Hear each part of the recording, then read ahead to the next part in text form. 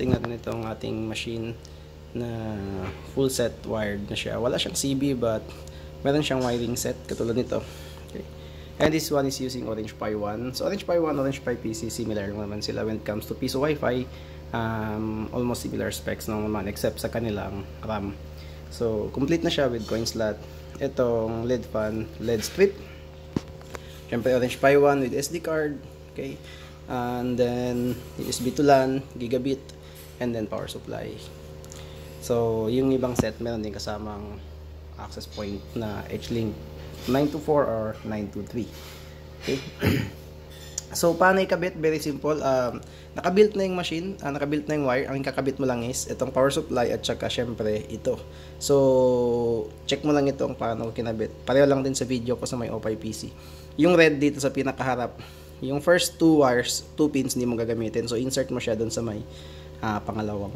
So parang ipapress mo lang siyang ganun, then tapos na yun.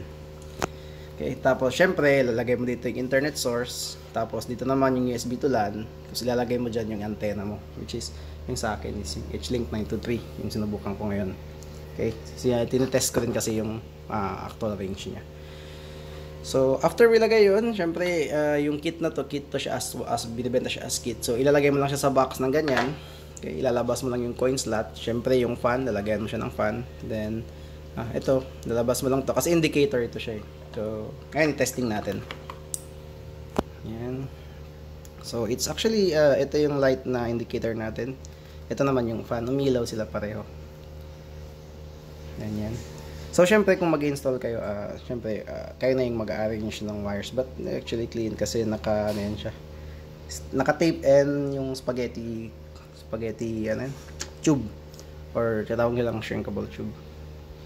So, yun. Naka-relay interface siya, pero meron siyang external transistor. Pag nag-off na siyang ganun, ibig sabihin, ready na yung ating machine. So, external transistor para hindi masira yung ating Opay 1. As protection na rin yan siya. Okay, parang... it's a diagram na meron din protection cut para. Okay. So subukan natin. Ito tayo sa wifi. Ang pangalan ng ano ko is H-Link 923 test. Okay. Yan lang yung pinangalan ko. Pero syempre pwede mong palitan yung pangalan, let's say piso wifi vendo, yung pangalan ng AP. May tutorial naman ako paano magpalit ng name. Kung sakaling yan yung kukunin niyo. And sales key meron din akong tutorial. Okay, so pag-click mo ng insert money, so ilaw siya.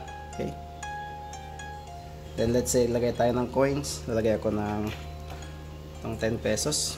Ito yung kasamang Alan, yung bagong design nila na may anti-phishing. Oops. By the way, dapat straight yung, okay, medyo nahirapan ako, straight yung paghawak natin ng coin slot. Yan. So pasok siya dyan, 10 and paying. So yeah, that's it. So yung ibang cellphone katulad dito nag-auto exit. Okay, after mo connect, automatic mag-exit siya. But you can go back going to 10.0.0.1. Okay. Yan. So, kapag first time, di ba ito first time build ko siya. Yan. Connected ka na sa wifi. Pag first time build, pumunta ka sa 10.0.0, medyo may delay siyang ganun. Okay. So, yan.